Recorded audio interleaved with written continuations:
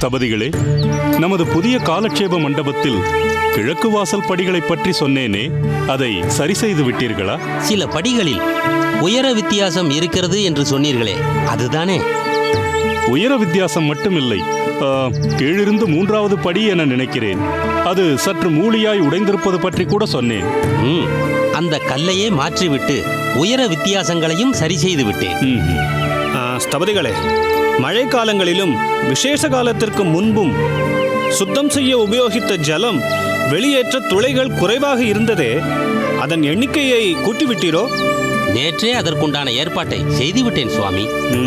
தாங்கள் வேண்டுமானால் உள்ளே சென்று சரிபார்த்து சொல்லுங்கள். உள்ளே நுழைவதா? அந்த பேச்சிற்கே இடமில்லை. ஏதோ உமக்கு ஞாபகப்படுத்தினேன், அவ்வளவுதான். வணக்கம் சுவாமி.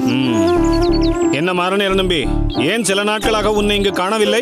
சுவாமி, அடியேன் என்னுடைய ஊர் வரை சென்றிருந்தேன். இங்கு எத்தனையோ முக்கியமான காரியங்கள் செய்ய வேண்டியிருக்க நீ உன் ஊருக்கு சென்றிருந்தேன் என்று சொல்கிறாய். அது சுவாமி, அன்னைக்கு சற்று உடல்நிலை சரியில்லை என்று தகவல் வந்தது. முன்பு அனைவரையும் விட்டுவிட்டு உங்களிடம் வந்துவிட்டேன். பிறகு ஊர் பக்கம் போகவே இல்லை. தற்போது அன்னைக்கு உபாதை என்பதால் போய் வந்தேன் சுவாமி. அம்மாவுக்கு உடல்நிலை சரியில்லை என்றால் அவசியம் சென்று வர வேண்டியதுதான்.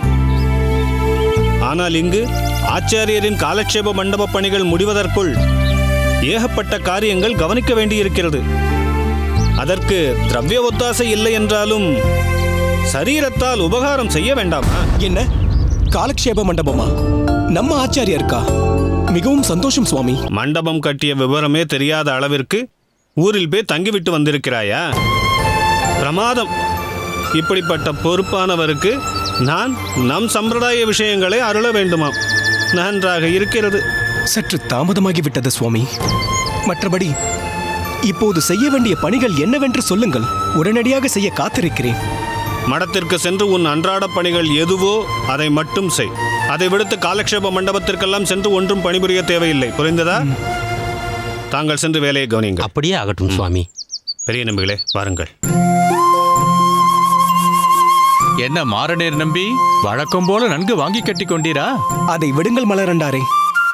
தற்போது ஒரு மண்டபத்தை பற்றி நம்பி கூறினாரே, முடியும் தருவாயில் உள்ளது என்றும் கூறினாரே, அதை பற்றி சொல்லுங்கள். அந்த மண்டபத்தை பற்றி கூற வேண்டும் என்றால் ஒரு நாள் போதாது நம்பி. அது அதி அற்புதமாக வடிவமைக்கப்பட்டுள்ளது. ஒரு புதிய காலக்ஷேப மண்டபமாக கட்டப்பட்டுள்ள அவ்விடம் காற்றோட்டத்திற்கும் வெளிச்சத்திற்கும் பஞ்சமே இல்லை. தூண்கள் மிகவும் கலைநயத்தோடு கட்டப்பட்டுள்ளது. ஒரே சமயத்தில் அதிக நபர்கள் அமர்ந்து நம் ஆச்சாரியரின் காலக்ஷேபத்தை செவிமடுக்க முடியும். ஆஹா,